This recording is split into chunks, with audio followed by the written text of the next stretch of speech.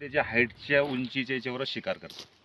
2 ते 3 फुटाची उंचीची शिकार करतात. लहान मुलांना सांभाळायचं. बरं सर, पाणी भरणार जे आता जात आहे शेतकरी समजा समजा रात्रीच्या तुम्ही वेळेस, गाणं लावलं समजा तर कदाचित, त्याला बचाव करण्यासाठी काय काय उपाययोजना हा करावं तर लागेल? त्याच्या उपाययोजना हेच आहे आपल्याला का बाबा आपण वाफाला हे करतो तर चालता फिरता थोडंसं खकारणं किंवा दांगडू करणं, हा हुकल, म्हणजे जेणेकरून त्या माणसाला हे होऊन जाईल, त्या बिबट्याला आभास होईल का कोणीतरी मनुष्य येतोय, तो आपली जागा हा चेंज करून टाकतो. तो काही तर कोणी माणसाचा भास होतोय बा, किंवा मोबाईलवरती गाणे लावणे.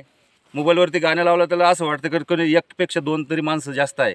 भजन वगैरे कीर्तन लावतात, जसं की 4-5 माणसाचा आवाज येतो ना त्या भजन गाण्यामध्ये, तर असं वाटतं की ते 4-5 माणसं येतो, तो आपली जागा दिशा चेंज करून घेतो. तो तर शक्यतो आपल्या जनावर याच्यावर अटॅक माणसावर करतच नाही तो, कारण तिची शिकार मी तुम्हाला पहिलेच बोललो की ते 2 ते 3 फुटाच्या अंतरावरती तिची शिकार राहते. कदाचित त्याला अटॅक कधी होतो का माणूस चुपचाप बसलेला आहे आणि खाली वाकून काम करतोय, वाकून त्याला असं वाटतं काहीतरी शिकार डुक्कर आहे किंवा कुत्रा आहे. 4 पायाची शिकार आहे ना तिची. 2 पायावर कधीच शिकार करणार नाही बिबट. 2 पायावर उंच जनावर असला कधीच नाही. एखादा बैलावर जेव्हा होतो ना अटॅक, तो बसलेला राहतो आणि झोपेल राहतो. त्यावेळेस तो पाठीमागून येऊन फाटका मारतो, जसं वळला जनावर का तो नरडा धरतो, आणि नरडा धरल्यानंतर काय होतं का त्याला रक्तच निघतो. तर हे रुमाल जे उपरणं मी म्हणलं, जसं का रात्रीच्या वेळेस तुमचं उपरणं द्या इकडं, तसं हा उपरणं आपण गळ्यात असं करून बांधतो, फक्त असं टाका तुम्ही. कदाचित समजा आपल्यावरती हल्ला झाला आणि त्यानं धरलं तर त्याची जबान इतकी सेन्सिटिव्ह राहते का तो लगेच सोडून देणार. वास येईल का त्याला?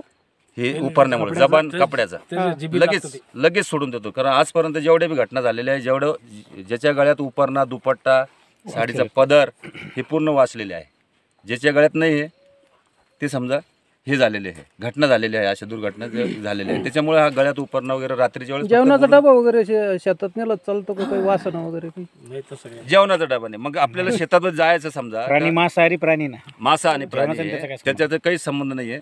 दुसरी गोष्ट का तुम्ही शेतात समजा आपल्याला इथं नेहमी यावं लागतं, तर आपला टायर घ्यायचा, वेस्टेड टायर मोटरसायकलचा, आणि त्या टायराला थोडं तोडून घ्यायचं असं 4 बोटाचा, आणि त्याच्यामध्ये जिवंत आपल्या मिरच्या ज्या वाळलेल्या मिरच्या राहतात, लाल मिरची, त्या बुकटीने करायची, अख्ख्या मिरच्या भरायच्या त्याच्यामध्ये आणि एका साईडला लावून द्यायचं. म्हणजे ते कचवा अगरबत्ती सारखं जळत राहतो 1 ते 2 तास.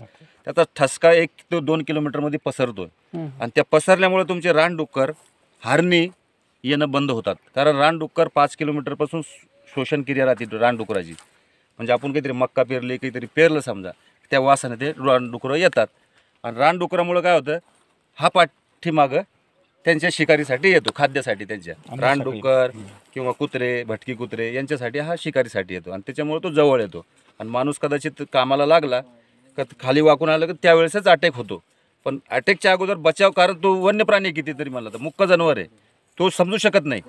पण आपण समजू शकतो का आपला स्वतःचा बचाव. म्हणजे चालता चालता आपण 2 बी असले तर गप्पा मारणे, जोराने बोलणे, किंवा मोबाईलवरती शिंगल असले तर मोबाईलवरती बोलणे, हाच आपल्यासाठी बचाव आहे. आणि तसं आरडाओरडा करून त्याच्या पाठलाग करू नये. दिसलं ताबडतोब त्याच वेळेस कळवायचं की बाबा अशी घटना झालेली आहे, आपल्या इकडे कधी वन्य प्राण्याची काही शिकार झाली, त्याच वेळेस आम्हाला तात्काळ सांगा. त्यावेळेस आपण ट्रॅप कॅमेरे वगैरे काहीतरी असे लावू शकतो. कारण पिंजरा लावले शक्य राहत नाही, कारण पिंजरा लावल्यानंतर नागपूरला त्याचा प्रस्ताव पाठवावा लागतं, आणि नागपूरला पाठवल्यानंतर तिथून जेव्हा परमिशन येईल, त्या ठिकाणी काय घटना झाल्या याच्यावर विचार केला जातो शासनाचा, आणि त्यावेळेसच ते आपल्याला परमिशन देतात. परमिशन दिलं तरी ते जोपर्यंत पिंजरा त्या ठिकाणी ठेवलेला आहे, शेतकरीला वावरता येत नाही, काम करता येत नाही. 1 किलोमीटरच्या अंतरापर्यंत तिथं मनुष्याला जाता येत नाही. आणि पिंजरा लावला आणि कदाचित त्या ठिकाणी काही घटना झाली, कारण पिंजरा लावताना आम्ही पूर्ण गावात दौंडी वगैरे याच्यामुळे सांगतो का त्या ठिकाणी क्षेत्रामध्ये पिंजरा लावलेला आहे, जाऊ नये.